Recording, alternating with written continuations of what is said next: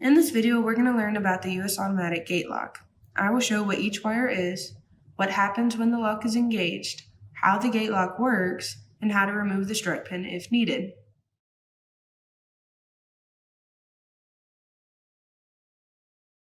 The blue wire is the negative or 0-volt wire. The green wire is the positive or 12-volt.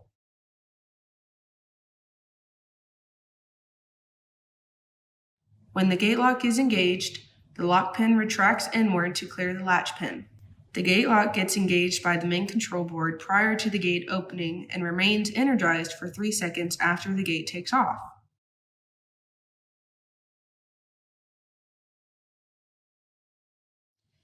If you ever need to pull the strike pin from the gate lock, simply remove the clip at the end of the pin and pull the pin out of the slot.